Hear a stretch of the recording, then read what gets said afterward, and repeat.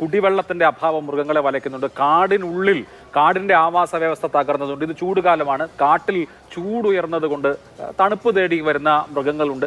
ഇങ്ങനെ പിന്നെ ക്യാരിയിങ് കപ്പാസിറ്റിയുടെ പ്രശ്നം ഇവിടെ ചൂണ്ടിക്കാണിക്കുകയും ചെയ്തു. ഇപ്പോൾ കടുവയൊക്കെ ആണെങ്കിൽ അതിൻ്റെ വളരെ യുണീക്കായിട്ടുള്ള ടെറിട്ടറിയിൽ മാത്രമേ അത് താമസിക്കൂ. അതിൻ്റെ കേന്ദ്രത്തിലേക്ക് വേറൊരു കടുവ എൻ്റർ ചെയ്ത് അതിനെ തോപ്പിച്ചാൽ അത് തിരികെ വേറെ സ്ഥലത്തേക്ക് പോകും. ഇങ്ങനെയൊക്കെയുള്ള 100,000 കാര്യങ്ങളുണ്ട്. അപ്പോൾ ഇതെല്ലാം അഡ്രസ്സ് ചെയ്യാതെ എളുപ്പം ഇപ്പോൾ നിങ്ങളുടെ മലയോര ജാഥയിൽ പ്രധാനമായും പന്നിയെ വെളിച്ചെണ്ണ ഒഴിച്ച് കറി വെച്ച് പോലെ തിന്നണം എന്നൊക്കെയുള്ള കാര്യങ്ങളാണ് വന്നത്. ഇപ്പോൾ വെളിച്ചെണ്ണ ഒഴിച്ച് കറി വെച്ച് തിന്നുക പോലെയുള്ള ഈസി ആയിട്ടുള്ള വെറും വാചാടോപങ്ങൾക്ക് അപ്പുറത്ത് ഗൗരവമുള്ള വിഷയങ്ങൾ ഇതിനകത്തില്ലേ?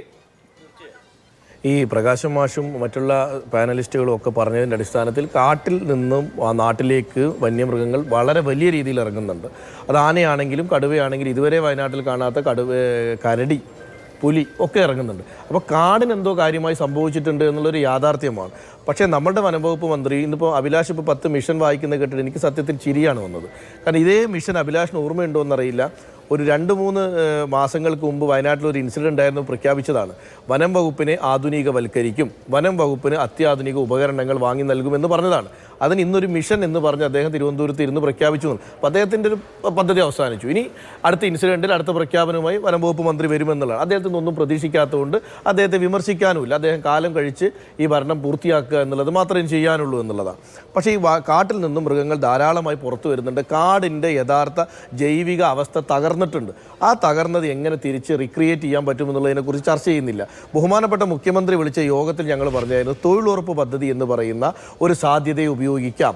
കാരണം അവിടെ ചെടി നട്ട് മരങ്ങൾ നട്ട് വളർത്തി 3 കൊല്ലം പരിപാലിക്കാൻ തൊഴിലുറപ്പിൽ പറ്റും. പക്ഷേ അതിന് ഫോറസ്റ്റിൻ്റെ അനുമതി മതി. വളരെ പെട്ടെന്ന് നമുക്ക് ചെയ്യാൻ പറ്റുന്നതാണ്. ഇനി വിസ്ത ക്ലിയറൻസ്, എനിക്ക് ഇന്ന് നമ്മൾ ഈ ചർച്ചയ്ക്ക് വരുന്നതിന് മുമ്പാണ് സംസ്ഥാന ദുരന്ത നിവാരണ അതോറിറ്റി 50 ലക്ഷം രൂപ അനുവദിച്ചു എന്ന് പറയുന്നത്. അഭിലാഷിന് ഓർമ്മയുണ്ടോ എന്നറിയില്ല, അജീഷിൻ്റെ മരണം കഴിഞ്ഞതിന് ശേഷമാണ് വന്യമൃഗ ആക്രമണങ്ങളെ സംസ്ഥാന ദുരന്തമായി പ്രഖ്യാപിക്കുന്നത്. ആ ദുരന്തമായി പ്രഖ്യാപിച്ചിട്ട് ആദ്യമായി പണം അനുവദിക്കുന്നത് ഇന്നാണ്. അപ്പോൾ ഈ സർക്കാരിൻ്റെ പ്രയോറിറ്റി എവിടെയായിരുന്നു? അജീഷിൻ്റെ മരണം കഴിഞ്ഞ് രാധയുടെ മരണം സംഭവിക്കുന്നു, പോളിൻ്റെ മരണം സംഭവിക്കുന്നു, അങ്ങനെ നിരന്തരം ആക്രമണങ്ങൾ വയനാട്ടിൽ മാത്രം, അതിനപ്പുറത്ത് ഇടുക്കിയിലും മറ്റും കാഞ്ഞിരപ്പള്ളിയിലടക്കം ഈ പ്രശ്നങ്ങൾ ഉണ്ടാകുമ്പോൾ സംസ്ഥാന ദുരന്തമായി പ്രഖ്യാപിച്ചത് കൊണ്ട് എന്ത് രീതിയിലുള്ള ഇടപെടലാണ് സർക്കാർ നടത്തുന്നത്? ഇന്ന് ആദ്യമായി 50 ലക്ഷം രൂപ, അത് മതിയോ ആ പ്രശ്നം പരിഹരിക്കാൻ? ഇവർക്ക് നൽകുന്ന നഷ്ടപരിഹാരം ഉയർത്താൻ പറ്റിയിട്ടുണ്ടോ? ഇവർക്ക് എടുക്കുന്ന പ്രിക്കോഷൻ ഉയർത്താൻ സംസ്ഥാന സർക്കാരിന് പൈസ കൊടുക്കാൻ പറ്റും? പറ്റുന്നില്ല, വെറുതെ പ്രഖ്യാപിച്ചു പോവുകയാണ്. പക്ഷേ ഇത് കാടും നാടും വേർതിരിക്കണം, കാടിനെ ജൈവികമായി തിരിച്ചു പിടിക്കണം. ഇതിന് വരുമാനമില്ല എന്നാണ് വനം വകുപ്പ് പറയുന്നത്. വരുമാനമുണ്ട്. ഈ കാട്ടിൽ നിന്നും മുറിച്ചു മാറ്റുന്ന തേക്ക് ലേലം ചെയ്യുന്നതിൻ്റെ തുക അഭിലാഷ് കണക്കെടുത്തോ? നിലമ്പൂരിൽ ഒരു തേക്ക് ലേലം ചെയ്ത് മാത്രം 20 കോടി രൂപയ്ക്കൊക്കെയാണ്. അപ്പോൾ അത്രയും വരുമാനം വനം വകുപ്പിന് കിട്ടുന്നത് വനം വകുപ്പിൻ്റെ ആവശ്യങ്ങൾക്ക് ഉപയോഗിക്കാതെ സർക്കാർ മറ്റാവശ്യങ്ങൾക്ക് ഉപയോഗിക്കും. ഈ പറയുന്ന മന്ത്രി ഈ ബഡ്ജറ്റിൽ വാങ്ങിയെടുത്തത് ആകെ 70 കോടി രൂപയായിട്ടാണ് വയനാട് മൊത്തം വന്യമൃഗശല്യം പരിഹരിക്കുക. ഒരു പ്രയോറിറ്റി ഇതിനകത്തില്ല, മലയോര മേഖലയിലില്ല. പിന്നെ ഗുരുവായൂരപ്പൻ പറഞ്ഞതുപോലെ കണക്ക് നിവർത്തിച്ച് എണ്ണം കുറഞ്ഞു എണ്ണം കൂടി എന്നും പ്രകാശ് മാസ്റ്റർ അതിനേക്കാൾ വിപുലമായ വാദം നടത്തിയത് ബംഗാളിലും ആസാമിലും ഒക്കെ. ഇവിടെ ആളുകൾ ബംഗാളിലെ ആസാമിലും അത്ര മരിച്ചിട്ടില്ല, അതൊരു കുറവായിട്ടാണ് ഇപ്പോൾ കാണുന്നത്. നമ്മളങ്ങനെ മരിക്കണം എന്നാണോ? ഇത് പ്രകാശ് മാഷ്ക്ക് പറയാൻ വളരെ എളുപ്പം. ഞങ്ങൾ അനുഭവിക്കുന്നൊരു പ്രശ്നം, ഒരു മനുഷ്യൻ മരിക്കുമ്പോൾ പോലും അന്തസ്സോടുകൂടി മരിക്കുക എന്ന് പറയുന്നൊരു കാര്യമുണ്ട്. ഈ പാതി ഭക്ഷിച്ച ശരീരഭാഗങ്ങൾ എടുത്തുകൊണ്ട് പോയി കുടുംബത്തിന് മുമ്പ് കൊണ്ടുവയ്ക്കുകയാണ്. തലയില്ലാത്ത ശരീരം, ഉടലില്ലാത്ത ശരീരം, എന്നിട്ടൊരു ഫോട്ടോ ശവപ്പെട്ടിയുടെ മേലെ വെച്ചിട്ടാണ് അന്തിമോപചാരം വയനാട്ടിൽ അർപ്പിക്കുന്നത്. അപ്പോഴേക്കും ഫോറസ്റ്റിൻ്റെ ആളുകൾ വരും, ആദ്യത്തെ ഗഡു 5 ലക്ഷം തരും, പിന്നെ ലീഗൽ ഹാർഡ്ഷിപ്പ് കിട്ടിയാൽ ബാക്കി 5 ലക്ഷം രൂപ തരും, എന്നിട്ടൊരു പ്രഖ്യാപനം നടത്തുമ്പോൾ ഇത് കണ്ട് മടുത്തു ആ ജനത.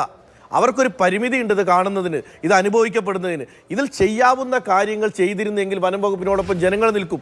എന്തുകൊണ്ടാണ് വനം വകുപ്പിനോടൊപ്പം നിൽക്കാത്തത്? ഇന്നലെ കാപ്പാട് മനു അനുസരിച്ച സമയം മരിച്ചു, അവിടെ വൈൽഡ് ലൈഫ് വാർഡൻ വരുമ്പോൾ ജനം പറഞ്ഞ എന്താ മറുപടി? പ്രകാശ് മാഷ് കണ്ടിട്ടുണ്ടോ അത്? നിങ്ങളുടെ വൈൽഡ് ലൈഫ് വാർഡന് പഞ്ചായത്ത് പ്രസിഡന്റ് 8 തവണ കത്തെഴുതി, പഞ്ചായത്ത് ജാഗ്രതാ സമിതിയിൽ ഒന്ന് പങ്കെടുക്കണം, ഈ നാട്ടിലെ ജനങ്ങൾ പറയുന്ന പ്രയാസമൊന്ന് കേൾക്കണം. അതിന് മറുപടി പോലും കൊടുത്തിട്ടില്ല. അത് ആ മനുഷ്യൻ എന്നിട്ട് വനം വകുപ്പ് മന്ത്രി ഇരിക്കുന്ന മീറ്റിങ്ങിൽ പോയിട്ട് പറയുകയാണ് ഞാൻ എല്ലാ കാര്യങ്ങളും ചെയ്തു എന്ന്. അദ്ദേഹത്തിന് താമ്രപത്രം കൊടുക്കുക വനം വകുപ്പ് മന്ത്രി. അപ്പോൾ പഞ്ചായത്ത് വിളിച്ച യോഗത്തിൽ പോകാത്ത ഒരാൾ ഈ 1 മാസമായി, യഹിയ ആ പ്രദേശത്തുകാരനാണല്ലോ, 1 മാസമായി തെങ്ങും കവുങ്ങും സകല കൃഷിയിടവും നശിപ്പിച്ചു. അവിടെ നിന്ന് 4 കിലോമീറ്റർ അപ്പുറത്ത് പുത്തുമല ഫോറസ്റ്റ് സ്റ്റേഷനിൽ ഫോറസ്റ്റുകാർ ഇരിക്കുന്നുണ്ട്. അവർ ആന ഓടിക്കാൻ പോയോ? പിന്നെ അഭിലാഷ് പറഞ്ഞതുപോലെ അവർ എന്തെടുത്തിട്ട് ഓടിക്കാൻ പോകണം? ഓലപ്പടക്കം. അവർക്ക് എത്ര കാലമായി നിങ്ങൾ ഈ മെഷീൻസ് വാങ്ങിക്കൊടുക്കും, അത്യാധുനിക ഉപകരണങ്ങൾ വാങ്ങിക്കൊടുക്കുന്നു? ഒന്നും ചെയ്തിട്ടില്ല. ഇനി സർക്കാരിൻ്റെ വികലമായ ഒരു കാര്യം കൂടി പറഞ്ഞ് ഞാൻ അവസാനിപ്പിക്കാം. റീബിൽഡ് കേരള എന്ന് പറയുന്ന ഒരു പദ്ധതിയുണ്ട്. കാട്ടിൽ നിന്നും ആളുകളെ ഒഴിപ്പിച്ച് സ്വയം സന്നദ്ധ പുനരധിവാസം. ആ ഉത്തരവ് പ്രകാശ് മാഷ് ഒന്ന് വായിക്കണം. അതിനകത്ത് ജനറൽ വിഭാഗത്തെ മാത്രമേ കാട്ടിൽ നിന്ന് ഒഴിപ്പിക്കാൻ കഴിയൂ. ഈ പട്ടികവർഗ വിഭാഗത്തിൽപ്പെട്ട ആളുകളെ ആരൊഴിപ്പിക്കും അവിടെ? ഈ മനു മരിച്ച സ്ഥലത്ത് 3 വീട്ടിൽ 6 കുടുംബമാണ് ബാക്കിയുള്ളത്. കഴിഞ്ഞ ഒരു കൊല്ലമായി അവർ ഒഴിപ്പിക്കാൻ വേണ്ടി പറയാണ്. ആ 3 വീടിനെ ഒഴിപ്പിച്ച് 6 കുടുംബത്തെ മാറ്റിയിരുന്നെങ്കിൽ ആ മനുഷ്യൻ മരിക്കില്ലായിരുന്നു. അത് റീബിൽഡ് കേരളയിൽ ഞങ്ങൾ കത്ത് കൊടുത്തല്ലോ വനം വകുപ്പ് മന്ത്രിക്ക്. എന്താ അദ്ദേഹം തീരുമാനം എടുക്കാത്തത്? ഇനി അതിൽ 1ാം ഗഡു കൊടുത്തു. 124 പേർ വയനാട് ജില്ലയിൽ നിന്നും കാട്ടിൽ നിന്ന് ഇറങ്ങാൻ തീരുമാനിച്ചു. 1ാം ഗഡു കൊടുത്തു. 2ാം ഗഡു കിട്ടുക രജിസ്ട്രേഷൻ നടപടി പൂർത്തിയാക്കിയിട്ടാ.